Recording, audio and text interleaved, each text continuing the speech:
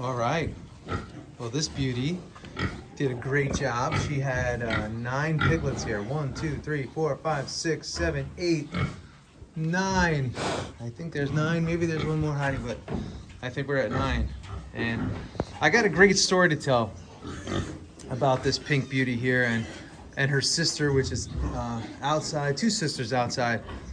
You know, I had a Facebook message one day, and somebody reached out and said, "Hey, we're moving out of town. We live like 4 hours away from you, and we'd love to basically send you our pigs." Now, not for free. They wanted us to buy them, and it's gonna come with. They're gonna come with 2 boars, and you know, they're a mix of Yorkshire and Hampshire mix. And I was like, I don't know if I want to. I don't know these people. I don't know anything about them. It sometimes can be scammy on Facebook, and I was like, I'm not sure if we're gonna do this. Anyway, I saw the pictures and I said, you know, they look really nice.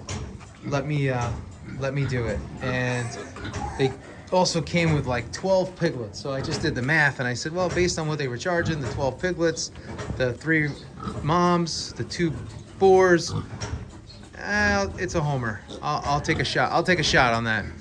So I took a shot on it, and there's some Berkshire little babies back there. So anyway, I took a shot on it, and they arrived. One of our transporters. Sorry, I'm gonna get them some hay. One of our transporters went and picked them up, and when he came back, I said, "Oh my gosh, these pigs look like they're in terrible condition." And I was so pissed off because, you know, like you were able to see her spine. They were thin. I was like, hey, who would treat an animal like that? And only an animal, that's crazy, that would treat an animal like that, right? An animal of a person. Look at these big fellas. They're going to be heading out. So only an animal of a person would behave like that. So I said, well, we got to do something about it, right? And the first thing we decided to do was start sticking a ton of feed to these mamas, her and her sister and the boar. And man, she has really just thrown unbelievable, beautiful piglets, and a lot of them. Her sister throws beautiful piglets and a lot of them. And the boar that we have outside and his brothers over here also, you know, just that boar, those ladies together, they do a fantastic job of breeding. So he's gonna breed her, and then I'm going to take that beautiful blonde that you just saw, and I'm going to breed her with this purebred Berkshire that we have here, Berkey the Berkshire. So, right, Burke? And that'll be his first breeding assignment. So that's the story of the white pigs, the blancos as we like to call them. So that's the story behind them. So every animal has a story, and you know, on our farm, it's like everybody's got a story. We know where we got them, when we got them, when they were born, where they were, you know, if they weren't raised. You know, here from when we first started the farm, we remember where we got them from, who we got them from, and it's kind of a cool deal. So some people are against breeding, you know, especially in the direct-to-consumer meat business. They buy in feeders, feeder pigs, feeder cows. They got the zoomies going. But for me, I think breeding is a real special thing when you can sort of go start to finish on your farm. It's a pretty rewarding experience, and I don't know, you just have a different appreciation for the whole thing. So that's what we do here. We're start to finish, and we just try to do our best, and you know, continue to take care of the animals that we do have. So she's filled in nice. I mean, she's going to be a little thin here because she gave birth, and these little munchkins have been, you know, feeding on her. But great disposition, really nice pigs. Beautiful, beautiful, beautiful. And I remember getting an early lesson on farming from Greg Judy. And he said, Dana, any animal that cannot be tamed or is out of control has got to go off your farm. You can't have them. Even if you love them, you got to get rid of them. And I got to say, they're still animals, but you know, every animal that we have on our farm is really nice. They're really well behaved. We don't have, even our bulls, you could walk right next to them and there's no problem. And for those that may watch this that came on our, I guess, well, on our Greg Judy grazing school last year, they walked right out there, right in the middle of 100 cows that they had never met before. Hey, big guy, look at this big fella. He is a big boy. So, but he's very friendly. Another sweetheart. So, right? You're a sweetheart? Huh? They remind us of our bulldogs. They're so friendly. I mean, they got big old tusks, so sometimes we gotta honor the horsepower or the pig power. But anyway, we were able to walk a group of like 50, 60 people right through our pastures, no problems, and it was a beautiful thing. So, hey goats, we had the vet come today and give the goats their annuals right there. We gave these two little squirts back here. They're perfect. I'm trying to escape. I don't want them to get hurt, so I gotta now fix this next situation, right? It's triage. It's one of these days that head is gonna get stuck in between there because it's gonna realize that the head's bigger than the space. Well, hopefully that moment is not today. Look at that little backflip right there. So, uh-oh. Do I have to go in there? Look at this guy right on his mom's back. Hopping around. See, now I gotta go and figure this out, make sure everything's on the up and up. These little goats are really interesting creatures. I feel like they can always be getting in trouble. They're just... Oliver, is this guy in trouble over there? I gotta see if she can get out. Or he can get out. Ay. Okay, whew, close call. Look at this guy jumping on his mom. So, a lot of adventure here in the barn. So anyway, like I was saying, you got to keep your animals tame as this guy jumps on his mom's back and now goes for milk. This guy's causing some ruckus over here, chewing the wood. Ay, what a day, what a day. Hey, be nice, big boy. Be nice, you're a good boy. So, but you got to keep your animals tame. I could only imagine what it would be like to have a herd of cows, bulls especially, that are rowdy and wild and crazy. We had, you know, whenever I talk to farmers, they're like, those black Angus. And, you know, the attitude of a black Angus it's definitely stronger than that of a Hereford for sure, or even a red Angus, right? The black Angus is a high horsepower, you know, beast. But what's kind of cool is if you spend time with your animals on a day-to-day basis, what a day, huh? They get used to you. They get comfortable with you.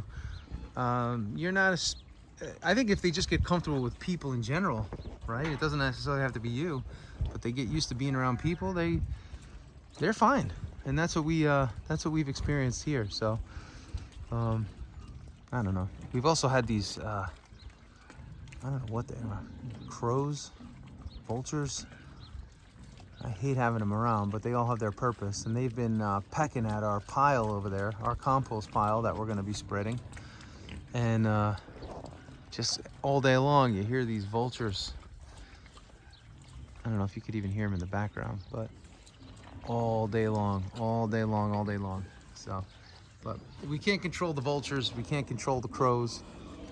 We can just make sure that our team here is, you know, under control and doing their best. So We got 5 pigs going in on Sunday. We got a bunch of orders that have come in. People buying whole pigs, pretty cool. You know, when you get a whole pig custom butchered and custom slaughtered, you get to enjoy that. Get some beautiful thick chops, bone in, boneless, whatever you like. That's always cool. We also got a bunch of orders for whole cows. That's always fun, you know, sending in a whole cow for an individual. We have a lot of people that are on the carnivore diet, buying whole cows. We have some people that are looking to split a whole cow for the summer with their family. Hey, my brother-in-law is interested. My sister's family is interested. So people are chopping the cows in half and splitting the cuts, and we bring it right there. We have some restaurants that are going to be having our burgers. We have for Father's Day, our friend 𝐲𝐿𝐫𝐿𝐫, he's going to be serving some braised beef from one of our chucks.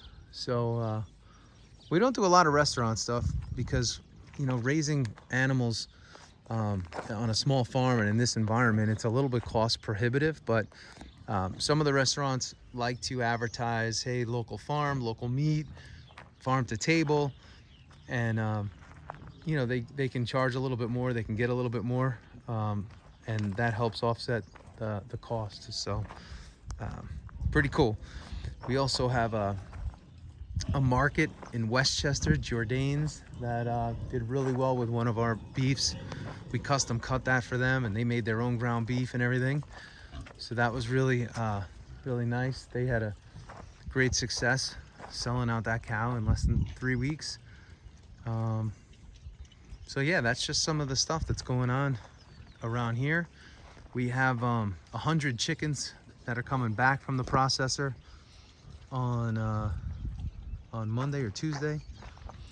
And I tell you what, we got hit pretty hard this year with chickens. It took us just a really long time to grow chickens, and they only grew to about 3.5, just shy of 4 pounds. We had a lot of undersized chickens. We got our butts kicked on the first round of chickens this year. And yeah, I think the cold weather that hung around, some of the intermittent cold that came back, it just didn't do very well for our first round of chickens. And we also have some you know, good news. Chicken is so popular for us that on our fields, in our pastures, we can only grow so many. So I had talked in the past about partners and working with partners, and I was talking to our processor, our USDA processor, for our chickens and our turkeys, and he said to me today, he said, look, I got one of our Amish farmers that wants to raise your Freedom Ranger birds for you and help you guys out to add more chicken and more chicken options to your menu by providing you help in growing the chicken. So we're going to grow a bunch here. We're going to, you know, we're at pretty much capacity as to what we can grow here, and then we're going to also now start having some help on the chicken side. So that's going to be cool. It's going to allow us to do more like breakfast sausage, more just ground chicken, parted chickens, drumsticks, all that, wings, all that kind of stuff. So very exciting to take the chicken biz to the next level, and just keep growing the Freedom Farms. That's what we're trying to do. We're trying to make friends and work with some of the you know, some of the local folks that we've had success with as friends and in friendship. And you know, together we're helping each other, and we're doing good things. So very exciting, very positive. We cleaned out this area. You can see a pile of dirt over there. That's going to get flattened out now that this dried out. The pigs have nice clean area. Freddie did that. The pile got a little bit bigger over there. I got to go buy some culvert piping. We use that to we cut them in half, about 20-foot pipes, about 20 inches in diameter, and we use those to feed our pigs. So that's a simple way to do that. So I got to go pick some of those up. Who would have thought plastic was so expensive? It costs like a couple $100 for one of those pipes. It's like, my God. But we're gonna do that, And the one concern I have, I'll share with you guys, I've said it in almost every video now, I feel like for a year, is the ground. Like the cows are all the way out there now in the far corner. We're gonna swing them probably into this pasture over here, and then we're gonna swing them back across the street. But I don't know, I'm getting nervous. I gotta cut some hay off one of our properties up the road, and then I definitely have to fence that desperately, and then we have to get clear on an answer for ourselves as to what we're gonna do with some of our cattle, right? I know that we have probably about 15 steers or so that are gonna be ready to go. We'll get those off pasture. That's why we built all this corralling system. And then what else? And then I gotta see what we're gonna do with all our feeders. Like I said, my great fear is not having enough feeders from our farm, or not having any feeder cattle like with some of our local friends that can also help us to cover the spread, not now, but 2 years from now, because everybody sold out on their on their feeder cattle and their calves. So it's something that we really have to just be aware of, and the last thing we want to have is a supply chain issue. But I guess what we'll have to do, if that is the case, is look outside of our area. I got a cousin in Mississippi who's telling me, hey, we got good cattle down here too. So anyway, we like to have fun and kick around all these different ideas, but ultimately we just take things for what they are. So anyway, that's the story around town. So that's what I got. I hope everybody has a great day. I hope you have a great night. I hope you have a great life, as always, and we'll talk to you soon. Put your comments down below. Give us your likes. Give us a subscribe, and again, we'll be here for you. So let's stay in touch. If you need any meat, we are freedomfarms.com, and 𝐲𝐨𝐿 is coming to the farm in about a month and 10 days. So we hope you guys can make it. We've sold a lot of tickets, but we still have some left, so grab one. It's going to be a nice private affair. It's going to be a great time. We're all going to enjoy ourselves, and I hope you can be there with us, learning about farming, regenerative agriculture, the business of farming, living off the land. If you want to be a homesteader, whatever it may be, it'll be a great day to get some great knowledge. So, and it'll be a whole lot of fun and very entertaining. So I hope you can participate in that with us. All right, we'll see you soon. Have a great night and a great day, great life, and we'll see you soon. See ya.